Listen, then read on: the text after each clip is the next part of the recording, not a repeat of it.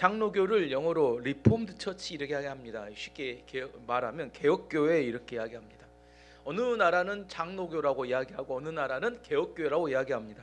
주로 유럽에 있는 스위스, 네덜란드, 독일, 남아프리카 공화국은 그 장로교를 이름을 개혁교회라고 하고, 영국, 미국, 한국 여기는 주로 장로교를 장로교라고 합니다. 우리는 장로교에 익숙한데 유럽 쪽에 가면 장로교를 개혁교회라고 합니다. 이 개혁교회의 의미를 좀 설명하려고 합니다.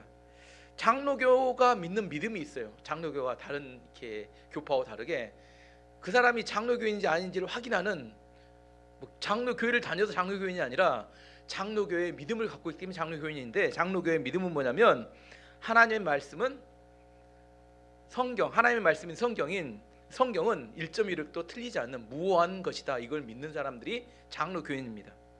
여러분은 장로교인인지 모르겠어요.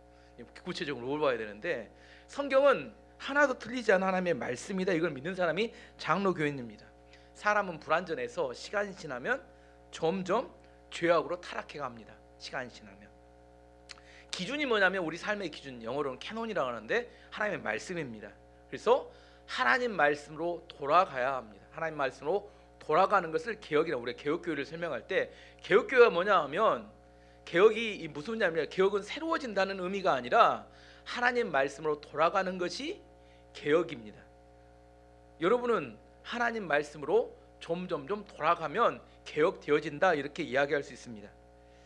이제 좀 어려운 물리 법칙부터 한번 설명해 보면, 물리 법칙 중에 엔트로피의 법칙이 있어요. 물리를 배운 사람 아는데, 이 엔트로피 법칙은 어떤 법칙이냐면 모든 물질은 엔트로피가 증가하는 쪽으로 변화해 간다는 겁니다.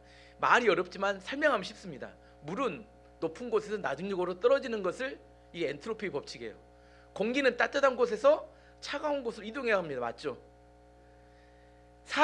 세상 모든 물질은 질서가 있는 곳에서 무질서한 쪽으로 변화해 갑니다. 이걸 엔트로피 법칙이라 해요.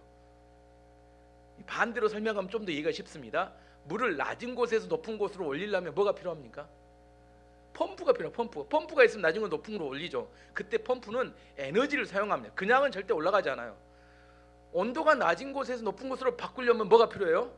보일러가 필요해요. 보일러는 에너지를 사용합니다. 무질서한 상태를 질서가 있는 상태로 바꾸려면 뭐가 필요해요? 사람의 노력이 있어야 합니다. 집을 아무것도 안 하고 일주일 동안 가만 내버려 두면 깨끗할까요? 더러워질까요? 더러워져요. 그냥 무질서해집니다. 이거 시간이 지나면 다 무질서해져요. 집을 청소하려면 뭐가 필요해요? 시간과 노력이 필요합니다. 세상은 가만히 두면 점점점 무질서해지고 엉망진창이 되어진다. 이것이 엔트로피의 법칙입니다. 밤에 요즘 눈이 주로 밤에 오더라고요. 밤에 눈이 와서, 근데 아침에 또 출근하려고 하면 또 이렇게 도로가 또 이렇게 어느 정도 또 정리가 돼 있어요. 왜 정리가 됐을까요? 저녁 내 제설차가 이렇게 돌아다니면서 눈을 다 치우고 염화칼슘을 이렇게 칼륨을 뿌리기 때문에 깨끗해진 겁니다. 가만히 있으면 깨끗해지지 않아요. 눈이 왔는데 누군가 노력을 했기 때문에 깨끗해집니다. 어리석은 사람은 내가 시간과 노력을 들이지 않았기 때문에 공짜라고 생각할 수 있지만, 그렇지 않고 누군가의 희생과 헌신이 있었기 때문에 우리가 그 도로를 운전하고 갈 수 있는 겁니다. 사람도 마찬가지입니다. 우리가 날마다 예배를 드리면, 찬양하고 기도하고 말씀을 들으면 점점점 하나님께 가까이 가면 괜찮은데, 하나님의 말씀을 듣지 않으면 점점 사람은 무질서해지고 죄 가운데 더러워진다. 이렇게 이야기할 수 있습니다. 우리가 매일처럼 예배를 드리지 않고 1년에 한 번만 예배 드리면 얼마나 좋겠어요. 근데 1년에 한 번만 예배 드리면 완전히 죄 가운데 빠져서 무신론자가 되고 맙니다. 인간이 그렇게 쉽게 타락합니다. 현대가 될수록, 과학 문명이 발달할수록 인터넷과 SNS를 통해서 점점 죄가 우리 가운데 유혹해 오는 게 강력해져 갑니다. 다 차단하고 살아도 무질서해지는데, 그런 인터넷과 SNS를 통해서 사람들은 쉽게, 굉장히 빠른 속도로, 일주일도 너무 짧은 것 같아요, 쉽게 타락하게 됩니다. 이렇게 유혹이 많은 세상에서 믿는 성도들이 어떻게 하면 거룩하게 살아갈 수 있을 것인가? 거룩하게 살아가는 방법은 매일처럼 하나님 말씀으로 돌아가는 개혁이 있어야지만 우리가 깨끗하게 살아갈 수 있게 됩니다. 나는 모태신앙이니까 구원을 받을 거야. 안타깝습니다. 모태신앙도 하나님과 말씀이 멀어지면 구원받지 못합니다. 구원은 우리가 믿음으로 받을 수 있습니다. 요한복음 1장 12절 13절 말씀 보시면 영접하는 자 곧 그 이름을 믿는 자들에게는 하나님의 자녀가 되는 권세를 주셨으니 이는 혈통으로나 육정으로나 사람의 뜻으로도 나지 아니하고 오직 하나님으로부터 난 자들이니라. 혈통은 우리 집안은 대대로 믿음이 좋은 집안이야, 그래서 구원을 받을 거야, 아니라는 겁니다. 육정은 뭐냐면 나는 믿음이 좋은 아내나 남편이 있기 때문에 구원을 받고 천국 갈 거야, 아닙니다. 사람의 뜻은 나는 어떤 뛰어난 지도자의 인정을 받기 때문에 구원을 받을 거야, 아니라는 겁니다. 이런 것들로는 구원을 받을 수 없습니다. 구원은 예수 그리스도를 영접하고 믿음이 있는 자에게 주어지는 거라고 말합니다. 예수님을 믿는 자, 예수님의 십자가를 통과한 자, 자기의 죄가 십자가에 달리고 있으면 의로움이 주어지는 것을 믿는 자가 구원을 받습니다. 야고보서 2장 19절 22절 말씀 보면 귀신의 믿음이 나옵니다. 내가 하나님은 한 분인 줄을 믿느냐, 잘하는도다 귀신들도 믿고 떠느니라. 아, 허탄한 사람아, 행함이 없는 믿음이 헛것인 줄을 알고자 하느냐. 우리 조상 아브라함이 그 아들 이삭을 제단에 바칠 때 행함으로 의롭다 하심을 받은 것이 아니냐. 내가 보거니와 믿음이 그의 행함과 함께 일하고 행함으로 믿음이 온전하게 되었느니라. 귀신의 믿음과 구원받는 믿음에 대한 차이를 이야기합니다.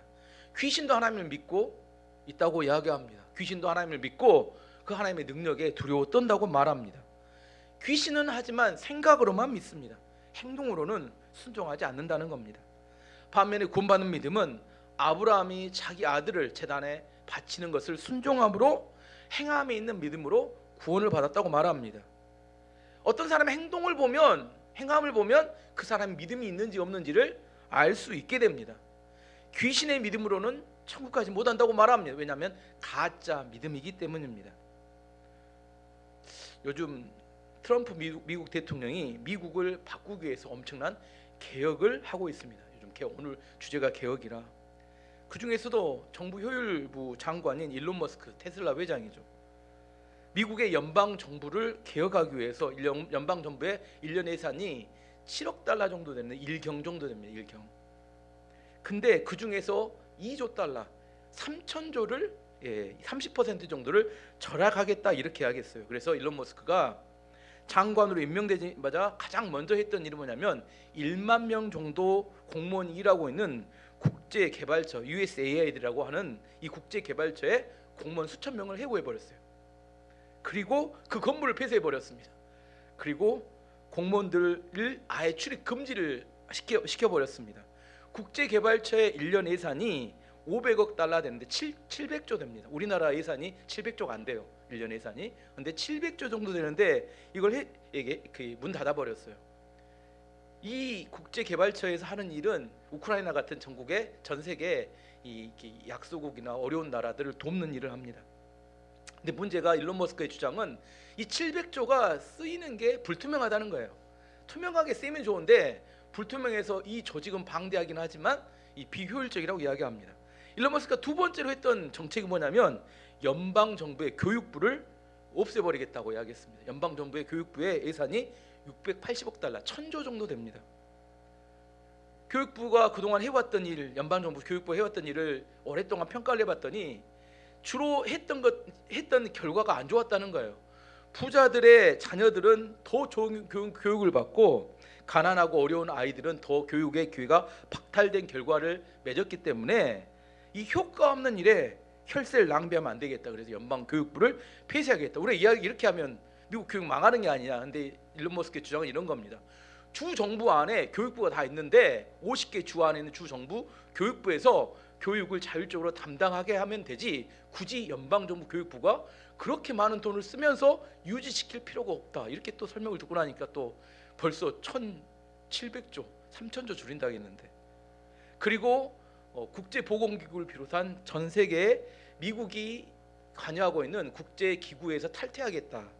그중에 대표적인 게 국제보건기구 WHO인데 트럼프가 예전에 코로나가 발생했을 때 그것은 우한에 발생했으니까 중국 바이러스다 이렇게 주장을 했어요. 맞죠? 근데 WHO 이렇게 대표가 트럼프에게 중국 바이러스라고 근거 없이 이야기하면 안 된다고 비난을 했어요. 아마 트럼프가 기분이 나빴던 것 같아요. 왜냐하면 이 WHO의 예산의 22%를 미국이 셉니다. 가장 많은 돈을 미국이 대는데 미국의 주장보다 중국 편을 들었던 WHO나 전 세계 기구에 대해서 나는 더 이상 지원 못 해주겠다, 그렇게 이야기하는 겁니다. 중국이 미국의 첨단 기술을 훔쳐가는 것, 중국이 또 캐나다나 멕시코 같은 주변 나라에 관세 없이 물건을 대량으로 미국에 팔면서 엄청난 재정 흑자를 내는 것. 사실 캐나다와 멕시코에 25%의 관세를 매기는 것은 거기에 사실 있는 많은 중국의 공장들이 관세 없이 미국으로 들어가기 때문입니다. 그동안 미국이 선한 의도로 했던 것을 바보처럼 이용했던 것에 대해서 개혁을 하길 원한다, 그렇게 말하고 있습니다. 무슨 의미냐면 미국은 지금 대내적으로 대외적으로 엄청난 개혁의 시간을 보내고 있다는 겁니다. 초창기 미국을 공국했던 청교도들의 신앙을 회복하는 것과 미국이 가지고 있는 엄청난 잠재력을 다시 집중해서 재도약을 하기 위해서 힘을 모으겠다. 이제 더 이상 바보형이 안 되고 현명한 리더로 거듭나겠다, 이렇게 하고 있습니다. 우리의 가정이나 우리의 사업장이나 우리의 교회나 특별히 중요한 나 자신이 가만히 있어도 우리에게 좋은 일이 생길까요? 제가 엔트로피의 법칙을 이야기했듯이 가만히 있으면 타락해가고 점점 무질서에 가는 것이 세상과 우리 인간 안에 나타나는 변화입니다. 어떤 사람이 물어봅니다. 내 인생에서 왜 이런 어려운 일만 생길까요? 왜 내 인생에 어려운 일만 자꾸 생길까요? 가만히 있으면 어려워진 쪽으로 점점 이동해 갑니다. 내 인생이 바뀌기 위해서 의도적으로 에너지를 사용해서 자신의 삶을 하나님 말씀으로 되돌리는 개혁이 있어야 합니다. 먹고 싶으면 먹고, 놀고 싶으면 놀고, 자고 싶으면 자고, 이렇게 해서 공부를 잘할 수 있는 사람이 있을까요? 이렇게 해서 부자가 될 수 있는 사람이 있을까요? 사람들은 자기의 삶에 희망이 없으니까 뭘 사요? 로또 복권을 삽니다. 로또 복권으로 부자가 될 수 있는 사람이 희망은 주지만 그것이 희망 고문일 뿐입니다. 거의 그럴 사람은 800만 분의 1에 우리나라 전 인구가 5천만이면 한 얼마나 될까요? 아무튼 800만 분의 1의 확률인데 그게 우리 인생을 바꿀 수 있을까요? 주식 투자를 합니다. 코인 투자도 해요. 부동산 투자도 합니다. 단기적으로는 수익이 날 수 있습니다. 하지만 긴 시간을 보고 나면 실력이 있는 사람은 수익을 내지만 실력이 없는 사람은 또다시 다 잃게 됩니다. 운이 없어서 그렇게 되는 게 아니라 실력이 없어서 그렇게 되는 겁니다. 뭘 개선해야 돼요? 내가 실력이 없으면 실력을 키우면 문제가 해결되지만 요행을 바라면 또다시 원래 자리나 실패 자리로 돌아가게 됩니다.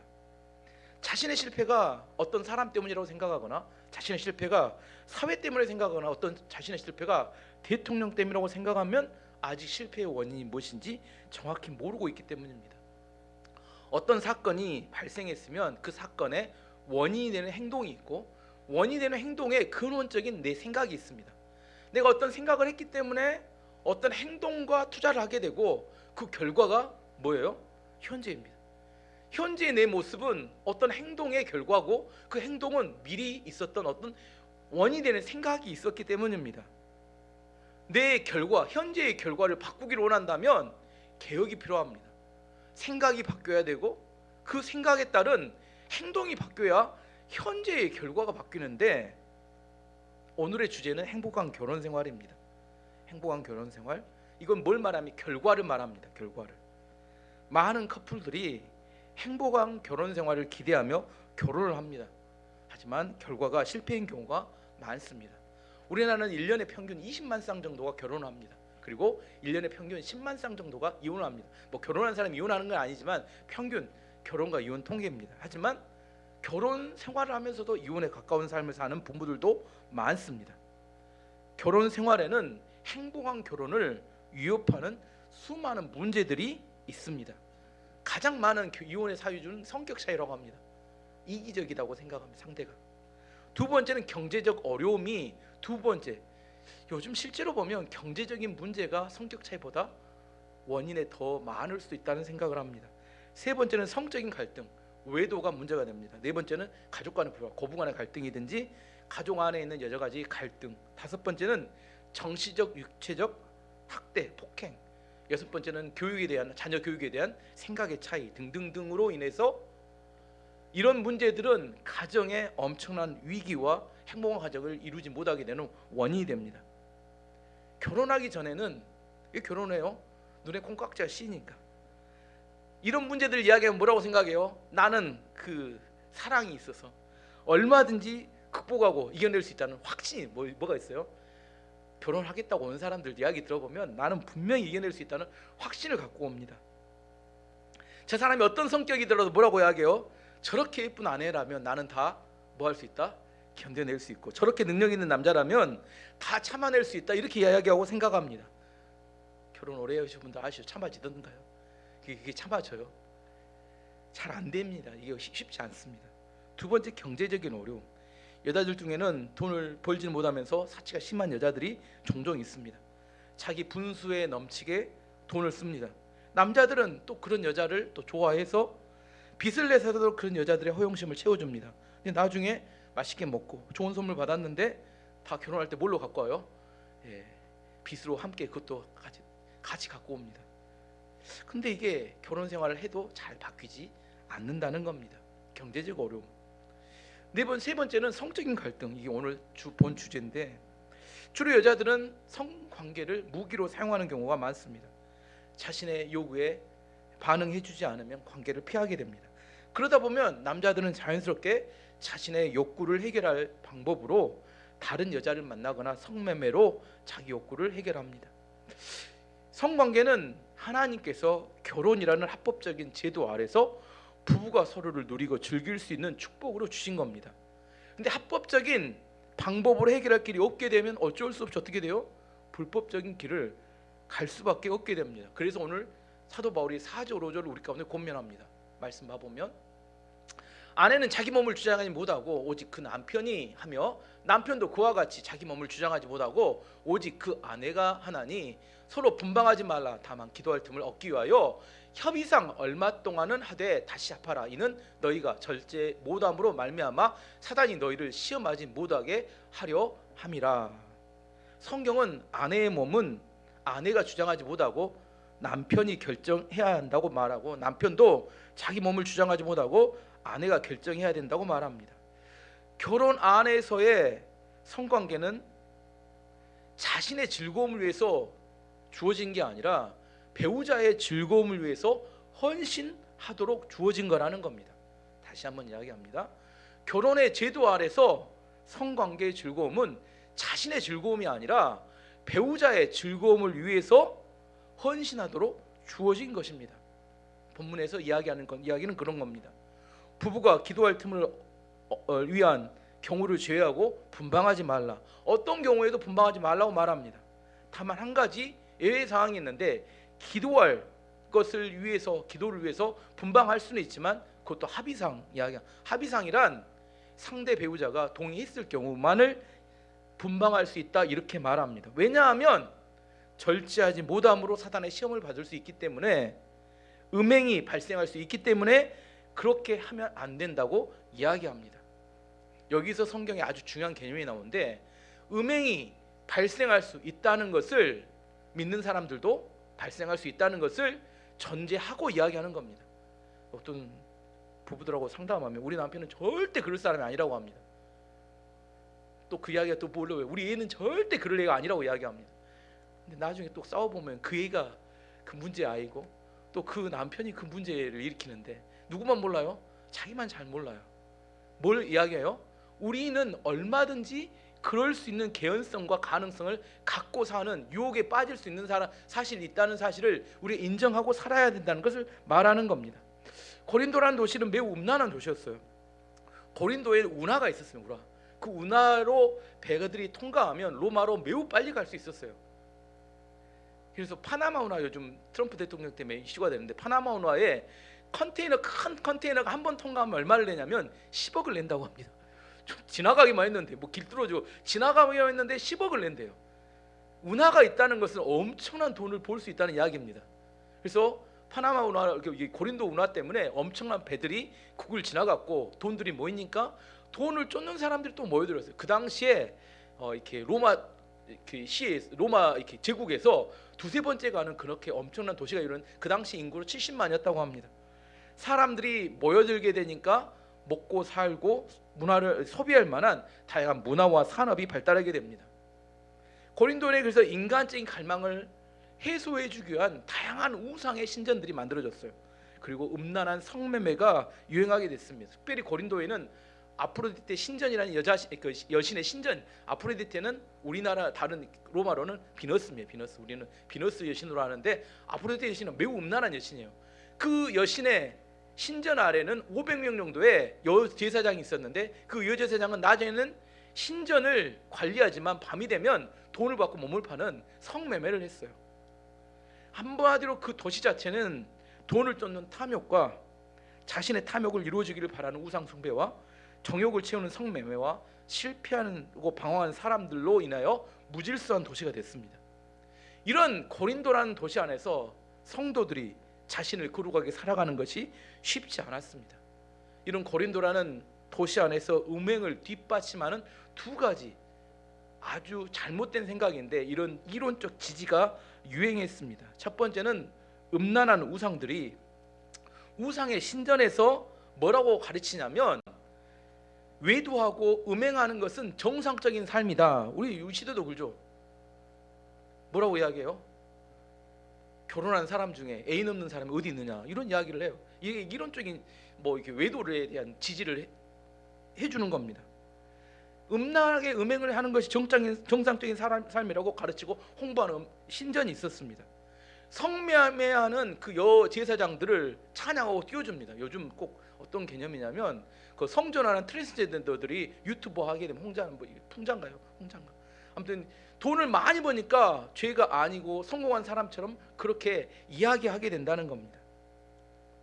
어쨌든 음란한 우상의 신전에서 그 사람들에게 음행이 정상적인 삶이라고 가르쳤습니다. 두 번째는 그리스 철학, 헬라 철학의 이원론적인 생각이 있습니다. 영은 거룩하고 선한 것이며 육체는 매우 악하고 더러운 것이다 이렇게 가르쳤습니다. 성적인 육체의 욕구를 뭐라고 생각했냐면 악하고 더러운 것이다. 이게 그리스 철학이 가르치는 겁니다. 성적인 욕구는 악하고 더러운 것이다. 하지만 성경은 뭐라고 하냐면 아까도 이야기했지만 결혼이란 제도 아래서 성적인 욕구는 성적인 욕망은 하나님이 주신 축복이다 이렇게 가르칩니다. 그리스 철학에서는 성적인 욕구는 더럽고 악한 것이다 이렇게 가르쳤는데 하나님께서는 결혼이란 제도 안에 있는 특별히 부부들에게만 주신 하나님의 특별한 선물이다 이렇게 가르쳤다는 거예요.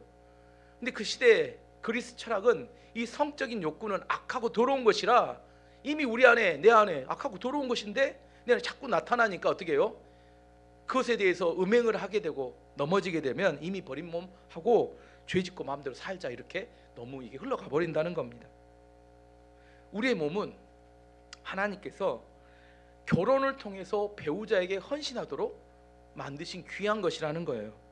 이게 하나님의 원래 디자인입니다. 원래 디자인은 하나님께서 원래 성적인 즐거움, 성적인 관계 안의 즐거움은 특별한 하나님께서 이 땅에서 누릴 수 있는 정말 특별한 즐거움인데 기쁨과 즐거움인데 그것은 결혼 안에서 부부들만 누릴 수 있도록 만들어 주셨다는 거예요. 그런데 인간이 타락하면서 자기의 쾌락으로 자기가 원하는 쾌락으로 사용했기 때문에 타락하게 된 겁니다. 문제는 뭐냐면 건강한 사람에게는 건강한 욕구가 있습니다. 하지만 몸이 병들게 되면 병든 욕구가 그 사람을 지배하게 됩니다. 좋은 음식을 먹으면 사람이 건강해져요. 하지만 해로운 음식을 먹으면 사람이 병들게 됩니다. 문제는 병든 사람이 건강해지려면 어떻게 하면 뭘 먹어야 돼요? 건강한 음식을 먹으면 되잖아요. 근데 이상하게 병든 사람은 뭘 좋아해요? 해로운 음식을 좋아해. 이게 이제 점점 병이 빠져가는 거죠. 우리 욕구도 똑같다는 거예요. 건강한 사람일수록 건강한 욕구가 생깁니다. 근데 병든 사람일수록 좋지 않은 것에 대한 욕구가 생겨요. 이걸 뭐라고 하냐면 체질이라고 하면 체질. 병든 사람이 건강해지는 비결은 뭐냐면 체질을 바꿔야 합니다. 내가 한 번은 좋은 음식을 먹을 수 있어요. 고기 좋아하는 사람이 채소를 갖다 놓으면 내가 참고는 먹을 수 있어요. 하지만 그 다음에 또 뭘로 돌아가요? 다시 고기로 돌아갑니다. 이게 왜요? 체질이 바뀌지 않는 이상은 절대로 그 몸에서 땡기는 게 그것이 땡기기 때문에 안 됩니다. 건강한 삶을 살기 원하고 건강한 내 삶이 되기 위해서는 내 욕구가 달라져야 돼요. 어떤 욕구? 건강한 욕구가 내 안에 들어와서 체질이 될 때까지 내 삶이 바뀌어야 합니다. 체질이 바뀌어야 됩니다. 근데 사람이 그동안 내가 목회를 해보고 병원에서 환자를 고쳐보면 체질을 바꾸는 것은 정말 어려운 것 같아요. 근데 체질이 바뀌는 때 딱 한 번 있습니다. 죽을 병이 걸리면 바뀌더라고요. 다 안 되는데 죽을 병이 걸리면 이제 고기 안 먹고 채소 먹고 이렇게 사람이 아시죠 이제. 근데 그 전에는 내가 그거 아니어도 괜찮다고 생각하면 절대로 일시적으로는 갈 수 있지만 계속해서 체질이 바뀌지는 않습니다. 또 다른 예를 한번 들어보면 우리 아이가 앞으로 공부로 성공할 수 있을까 이런 질문을 합니다. 공부로 성공할 수 있을까요? 여기 말한 이야기로 어떻게 하면 공부로 성공할 수 있을까요? 공부를 좋아하는 애들은 하지 말아도 공부를 잘합니다. 하지만 공부가 안 되는 애들은 억지로 시켜도 원래로 돌아옵니다. 공부 안 하는 쪽으로 돌아와요. 공부를 부모가 생각할 때 애는 공부 체질인 애들은 공부를 시키지만 공부 체질이 아닌 애들은 다른 걸 찾아줘야 되는데 귀엽고 공부만 하라고 한다고 해서 그 아이가 공부하는 거 절대 아닌 거 알아야 합니다. 체질이 바뀌면 공부할 수 있어요. 하지만 체질이 바뀔 때도 있더라고. 애들이 공부 안 하던 애들이 대학 가거나 뭐 직장에 취직하거나 공부를 하던 게 늦공부가 터진다고 하죠. 그런 애들도 있지만 안 된 애들은 뭐요? 안 돼요. 다른 예를 들어보겠어요. 경제적인 거. 우리는 언제적 경제적인 어려움에 벗어날 수 있을까요? 이 돈을 버는 거, 성공하는 것도 뭐 경제적으로 성공하는 것도 체질이 있습니다. 돈을 버는 체질이 되지 않으면 절대로 경제적으로 성공하기 어렵습니다. 제가 볼 때는 100만 원 버는데 110만 원 쓰는 사람이 있어요. 1000만 원 벌면 1100만 원 쓰는 사람이 있습니다. 1억 벌면 1억 1000만 원 쓰는 사람이 있어요. 이런 체질은 아무리 많이 벌어도 절대로 부자가 될 수가 없습니다. 100만 원 벌면 90만 원만 쓰는 사람은 점점 시간이 지나면 언젠가는 부자가 되는데 내가 체질을 바꿔야 돼요. 내가 쓰는 소비 패턴이 어떻게 쓰고 있는지, 내가 버는 것과 쓰는 것이 내가 점점 축적이 되어가면서 부자가 되어가는 쪽으로 가고 있는지, 아니면 쓰는 대로 핸드 투 마우스로 하죠. 그날 벌어서 그날 먹고 사는 걸로 계속해서 마이너스 통장의 이자를 감당하며 계속해 더 많은 이자를 내며 살아간다면 시간이 지나도 절대로 부자가 될 가능성은 없습니다. 언젠가 로또 한 방 맞으면 바뀌겠지. 근데 그것이 나한테 안 온다니까. 맞으면 되는데 맞아도 로또가 1000억, 100억이면 110억을 쓸 사람이야. 그 사람은 체질이 바뀌지 않으면. 자, 이제 결혼 생활로 돌아가 보겠습니다. 물어봐요. 우리 가정은 행복한 가정이 될 수 있을까요? 물어봅니다. 돈을 얼마나 버느냐, 능력이 얼마나 되냐, 얼마나 예쁘냐, 이런 것들로 행복한 가정이 될 수 없습니다. 만약 돈이 기준이었다면 왜 이재용 삼성 회장님은 이혼하셨을까요? SK그룹의 왜 최태원 회장님은 이혼을 하셨을까요? 이마트의 정영진 회장님도 왜 이혼하셨을까요? 돈 많으면 이혼하지 않고 산다면 그분들은 이혼할 이유가 전혀 없습니다. 외모가 기준이라면 연예인들은 왜 이혼할까요? 그렇게 외모가 뛰어나고 외모가 다 갖춰진 것이 외모가 기준이라면 연예인들 이혼할 이유 없는데 뭐 우리나라에서 이혼으로 따지자면 연예인들만큼 많이 이혼한 사람이 있을까요? 아시겠죠? 외적인 조건이 이혼의 사유가 아니라는 거예요. 행복한 결혼을 유지할 체질이 있고 불행한 결혼을 유지할 체질이 있다고 저는 생각합니다. 사람들이 이렇게 생각해요. 내 배우자가 어떤 사람으로 바뀌면 행복한 결혼을 할 수 있을 것이다. 근데 이게 맞는 말이 아니라는 겁니다. 자신의 체질이 바뀌어지지 않는 이상 행복한 결혼을 할 수 없게 됩니다. 에리 프롬이라는 심리학자가 썼던 책 중에 소유냐 존재라는 책에 기쁨과 쾌락의 차이를 이렇게 묘사합니다. 제가 읽어드리면, 기쁨이란 삶이 주는 최고의 선물입니다. 이러한 기쁨은 우리가 하고자 하는 목표를 이루는 과정이 중요합니다. 과정에서 자연스럽게 경험되어지는 감정이며 삶을 지속적으로 비추어주는 빛과 같은 존재입니다. 그러나 쾌락은 말초적인 흥분을 일으킬 뿐 쉽게 사라져버립니다. 쾌락이 목적이 되면 쉽게 사라져버립니다. 그리고 그 남은 공간을 슬픔으로 채워버리게 됩니다. 그리고 슬픔을 달래기 위해 더 강한 쾌락을 요구하게 됩니다. 그러므로 쾌락은 마약과 같이 우리의 삶을 피폐하게 만들고 맙니다. 그러나 현대인들은 기쁨이 사라진 쾌락의 시대를 살고 있기 때문에 그 차이를 인식하지 못한 채 살고 있습니다. 권력, 재물, 성적 쾌락, 인기, 멋진 외모가 최고 가치로 전락한 현대 사회에서는 자살, 이혼, 우울증, 사기 등이 판을 칠 수밖에 없는 환경입니다. 진정한 기쁨을 찾기에는 너무나 삭막해져 버린 세상입니다. 기쁨은 내가 하나님 나에게 주신 사명, 어떤 일을 이루고자 하는 과정에서 느껴지는 감정입니다. 쾌락은 그 자체가 목적이 됩니다. 그래서 말초적인 흥분이 일어난 다음에 쾌락이 끝나고 나면 뭐가 돼요? 이제 빈 공간을 채울 수 없는 긴 슬픔이 주어집니다. 나에게 기쁨이 있는가? 공허함과 슬픔이 계속 나를 따라다니는가? 그럼 내가 기쁨을 추구하는 과정을 중요하게 생각하는 삶을 살고 있는지, 그 자체의 말초적인 흥분을 목적으로 살고 있는지를 알 수 있게 됩니다. 그 다음에 더 강한 자극을 채우려 하지만 채워지지 않습니다. 그 빈 공간은 계속해서 공허함과 슬픔으로 이어질 뿐입니다. 결혼이란 화성에서 온 남자, 금성에서 온 여자 같이 전혀 두 다른 남녀가 살아가는 걸 말합니다. 전혀 다른 삶의 배경과 기질과 경험을 가진 두 사람이 한 공간에서 모든 걸 공유하며 살아가는 것이 제 생각엔 기적입니다. 이게 뭐예요? 기적이에요. 이게 살 수 없습니다. 1, 2년 반짝 살 수 있지만 오래 살 수 없어요. 힘듭니다. 20대 때는 콩깍지가 씌어서 결혼을 간절히 원합니다. 그 남자만 있으면, 그 여자만 있으면 행복할 것 같아요.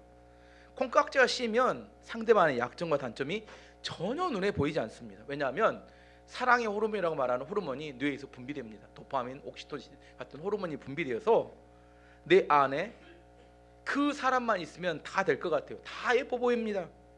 그런데 이 호르몬은 유통기한이 있어요. 평균 1년 6개월인데 내가 목회를 하면서 여러 가정들을 봐봤더니 어떤 가정은 한 6개월이면 없어진 가정이 있고, 어떤 사람이 10년이 지나도 아직도 흘러넘치는 가정이 있습니다. 근데 사람마다 좀 다릅니다. 하지만 공통점 뭐냐면 언젠가는 다 벗겨진다는 거예요. 언젠가는 다 뒤집어집니다. 호르몬이 분비가 중단되면 뭐가 되냐면 이제 그 사람의 단점과 문제점이 너무나 훤히 보입니다. 단점과 문제점이 훤히 보임에도 불구하고 행복한 결혼 생활을 유지하는 것, 이건 기적입니다. 근데 뭐가 필요할까요? 여기에 희생적인 사랑이 필요합니다.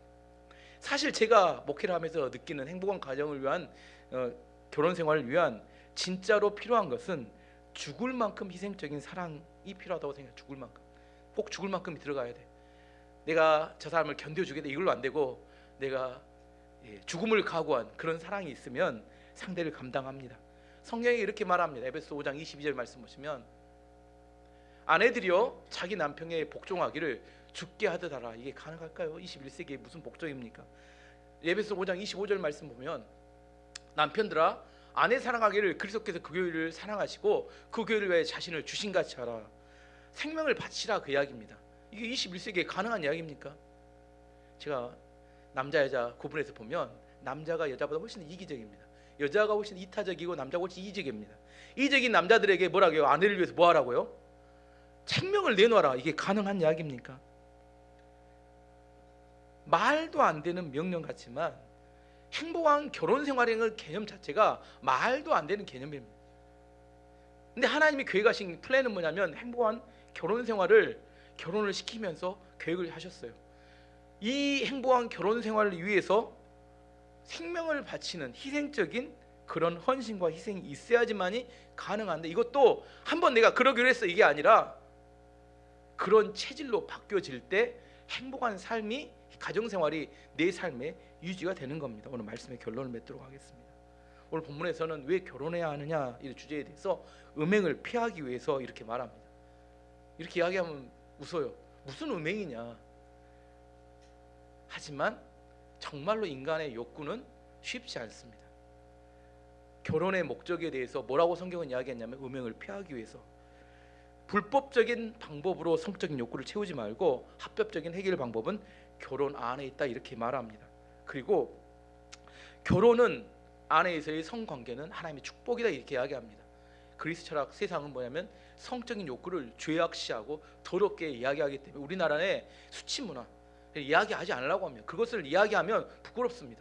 부끄럽기 때문에 이야기하지 않으려고 하는 그 뒷배경에 수없이 많은 범죄와 음행이 발생하는 겁니다. 또한 행복한 가정생활을 위해서는 죽을 만큼 내 안에 희생과 헌신의 사랑에 대한 각오가 필요합니다. 그리고 이것은 한 번의 헌신이 아니라 우리의 체질을 바꾸는, 삶의 체질을 바뀌어야지만이 행복한 가정생활이 계속해서 유지될 수 있는 겁니다. 여러분, 행복한 가정을 원하십니까? 어찌인지 모르겠어요. 이제 포기하셨습니까? 오늘 설명을 듣고 보니까 이건 안 되겠다, 감 잡으셨습니까? 예. 나는 희생을 일하면서 기대하는 것 100 같은 행복한 가정을 원하기 때문에 행복한 가정이 안 되는 겁니다. 100 정도의 내 안에 희생이 있을 때 100의 행복한 가정이 이루어지는데, 희생하지는 않으면서 뭘 원해요? 행복한 가정만을 원합니다. 그리고 뭐예요? 남 탓합니다. 누구 때문에 내가 행복한 가정이 안 된다고 말하지만, 실제로는 내가 행복한 가정이 이루어지기를 원하는 하나님의 기대와 하나님의 소망에 대해서 내가 부응하고 그 말씀에 순종하기 위해서, 거기에 성경에서 뭐라고 하나님이 우리 가운데 말씀하신지에 대해서 내 안에 순종하고 따라갈 만한 그런 기준과 가치가 있어야 합니다. 정말 저는 여러분의 모든 가정이 행복한 가정이 되기를 원합니다. 1년이 아니라 평생 그 가정이 유지되고 그 안에서 여러분의 자녀들이 행복한 가정 안에서 자라고 성장함을 통하여 또 그 자녀들도 행복한 가정을 이루기 원합니다. 왕대밭에서 왕대가 나고 작은 대나무 작은 대가 나옵니다. 여러분이 행복한 가정을 이루지 못하는 이상 여러분의 가정 자녀들도 행복한 가정을 이루기는 매우 어렵게 됩니다. 여러분이 행복한 가정이 이루어짐을 통하여 여러분은 자녀 대대손손이 행복한 가정을 이루는 축복과 은혜가 흘러가기를 축원합니다. 저는 함께 기도하도록 하겠습니다.